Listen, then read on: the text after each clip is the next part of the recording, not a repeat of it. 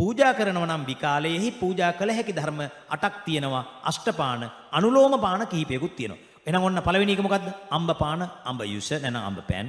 ජම්බු පාන, දඹ user, දඹ user. දැන් සමහර කට්ටිය ජම්බු කිව්වහම ජම්බු යුස ගන්නවා. ඒක වැරදි.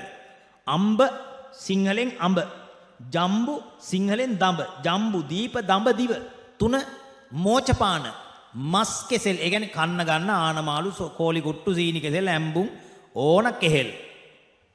මලක් නෙමෙයි ඕන කෙහෙල්. ජාතිය. හැබැයි ඇටි කෙසෙල් හැර. මොකද චෝචපාන කියලා වෙනම එකක් තියෙනවා. චෝචපාන කියන්නේ ඇටි කෙසෙල් යුස. මොනවාද? චෝචපාන කියලා කියන්නේ ඇටි කෙසෙල් යුස. ඇටි කෙසෙල් දෙකක් තියෙනවද? මොන වගේද? ගංගා ආශ්‍රිතව හැදෙන්නේ, ඇලපාරවල් ආශ්‍රිතව හැදෙන්නේ, කෙහෙල් ගහ වගේමයි, කෙහෙල් කන වගේමයි. හැබැයි පුවක් ගෙඩි වගේ ගෙඩිය පොඩි. ඒක ඉදුණාම මෙහෙම කරලා ලෙල්ල නිකන් මෙහෙම යනවා. තේරෙනවනේ? කොකෝව ගෙඩිය වගේ ඇට විතරයි තියෙන්නේ. ලාවට හීනි මදයක් තියෙනවා. ඒක මෙහෙම අතින් පොඩි කරලා සාරයක් ගන්න පුළුවන් නිකන් සෙවල වගේ ගතියක් හැදෙන්නේ.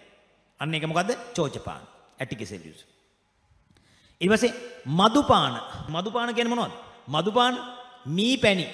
මී පැණි කියලා කියන්නේ මී මැස්සාගේ පැණි නෙමෙයි. මොනවද? මී ගහේ මී ගස් තියෙන මීයට දන්නව නේද? මී ගස් අන්නේ මී ගස් වල ගෙඩි පළතුරක්. ඒක අරගෙන මොකද්ද කරන්න ඕනේ? වතුරේ දිය කරලා ගන්න ඕනේ. බුදුරජාණන් වහන්සේ කියනවා මොකද්ද? ඒක සම්පූර්ණ සංසුද්ධ ද්‍රාවණයේ සුදුසු නෑ. ඇයි? සුද්ධං න වට්ටති. සංසුද්ධ ද්‍රාවණයේ නොවටින්නේ. ඇයි ඒ? මත් වෙනවා. දැන් අපි හිතමු ඔන්න උපාසකම්ම කෙනෙක් ගෙනහිල්ලා දෙනවා මී යුස එක. මී පැණි. මී පැණි කියලා කියන්නේ මොකද්ද? මී ගහේ ගෙඩි පළතුර, ඒ පළතුරු යුසයක්. ඒකට වතුර දාන්න නැතුව ස්ප්‍රිට් එක ගෙනහින් දෙනවා. දැන් මොකද වෙන්නේ? මත් වෙනවා. හාමුදුරුවෝ පිරිකිනෝ ඒවං. ඇයි ඒ? මත් වෙලා. දැන් ඒතකොට ඒක සුදුසු දෙයක්ද? නෑ.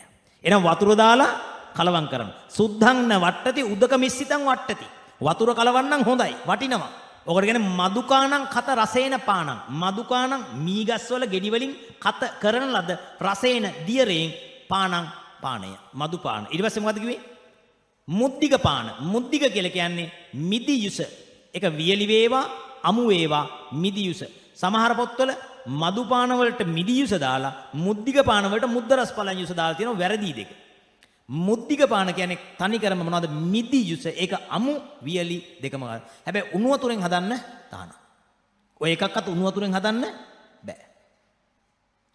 ඊට පස්සේ මදුපාන, මුද්දික පාන, සාලුක පාන. මොනවද සාලුක පාන කියන්නේ? නිල් මානෙල් අල වලින් සාදා ගන්නා ලද යුසය. නිල් මානෙල් අල. නිල් මානෙල් දැකලා තියෙන කට්ටියත් උස්සන්න බලන්න. නිල් මානෙල් ලංකාවේ ජාතික පුෂ්පය. කියන්නේ මේව ලොකු මලක් තියෙනවා. සම්පූර්ණ දම් පාට පෙති, නිල් පාට පෙති තියෙන ඒකද? ඒක වැරදි. ඒක සේරල කියලා ඉන්දියාවෙන් ලංකාවට ගෙනෙන ලද ආක්‍රමණශීලී පැලෑටියක්. ඒක සේරල. හැබැයි ඔරිජිනල් නිල් මානෙල් මල පොඩි අගට හීනි පෙති තියෙන, හීනි පිහිතුඩු වගේ තුඩු තියෙන, ඇතුළත කහ පාට, අග කෙලවර විතරක් නිල් පාට තියෙන මල. ඔන්නෝක තමයි ඔරිජිනල් නිල් මානෙල්. ඒකේ අලය හරි වාඩි වෙන්න. ඒකේ අලය අරගෙන පෙරංගාල කොහෙද?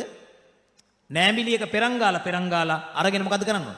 යුෂය හදා ගන්නවා, කිරි පාට යුෂයක්. අන්න ඒකට සීනි දාලා ලුණු දාලා පූජා කරන්න පුළුවන්. ඒකට කියන්නේ මොකද්ද? සාලුක පාන. පාරුසක පාන. අන්තිම එක මොකද්ද? පාරුසක පාන. ඕවටත් එක ඒවා කියනවා මොකද්ද? මසන් කියයි, මචං කියයි. මේක මසන් නෙමෙයි මොනවද? උගුරැස්සා යුෂය. හැබැයි මේවයි අඹ කෑලි කපලා දාලා බ්ලෙන්ඩර් කරාට කමක් නැහැ. හැබැයි උගුරැස්ස වගේ ඒවා බ්ලෙන්ඩර් කරන්න එපා. ඇට කැපිලා ආමිෂය අහු වෙනවා. එහෙම වුණොත් විකාල භෝජනයේට අහු වෙනවා.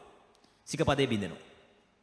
තේරුණානේ? එසම් බුද්ධ පූජාවටත් ඒක සුදුසු නෑ. ලේසියට අපේ කට්ටිය මොකද කරන්නේ? දැන් බ්ලෙන්ඩර් කරන එකනේ කරන්නේ. තේරුණාද කියන්නේ? බ්ලෙන්ඩර් කරන්න පුළුවන් ඒවා තියෙනවා. උදාහරණයක් වශයෙන් අඹ කෑලි. අඹ කෑලි බ්ලෙන්ඩර් කරාට කමක් නෑ. අඹ ඇට කැපෙන්නේ නෑනේ. හැබැයි උගුරැස්ස ඇට කැපෙනවා. තේරුණානේ? දඹ ඇට කැපෙනවා. එස ඒව බ්ලෙන්ඩර් කරන්න බෑ. අතින්ම පොඩි කරලා ගන්න. ඔය කතා කළේ අෂ්ටපාන. ඊට පස්සේ අනුලෝම පාන වර්ග හැටියට එන අෂ්ටපාන වලට අනුලෝම දොඩම් යුස, නෙල්ලි යුස, වෙරළු යුස, දියුල් යුස. හැබැයි පොල් කිරි නොදමා. සමහරු දියුල් කිරි හදනෝනේ නේ. ඒක ගන්න බෑ. බෙලි යුස ඒවත් බ්ලෙන්ඩර් කරන්න බෑ. අතින් මිරි කර ගන්න ඕනේ. ඒ වගේ මොකද වෙන්නේ? අනුලෝම පාන වර්ග තියෙන්න පුළුවන්. ගැළපෙන්නේ නැති ඒවා. අන්නාසි යුස, ගන්න බෑ. දැන් සමහරවිට අපි කොහේ හරි ගමනක් යනකොට කවුරු හරි කෙනෙක් ස්වාමීන් වහන්සේ මෙන්න මේක වළඳන්න කියලා මික්ස් ෆෘට් එකක් ගෙනත් දෙනවා. මික්ස් ෆෘට් එකේ මොනවද තියෙන්නේ? අන්නාසි තියෙනවා. ගස් ලබු තියෙනවා. එහෙනම් අන්නාසි යුස, ගස් ලබු යුස විකාලයේදී වළඳන්නට අකප පාන හැටියට භාග්‍යවත් බුදුරජාණන් වහන්සේ පෙන්වා වදාලා. ඒ නිසා ඒව ගන්න බෑ. කොහෙද මේක තියෙන්නේ? මේ ටික තියෙන ත්‍රිපිටකයේ, විනය පිටකයේ, බේසජ්ජක් හන්දකේ.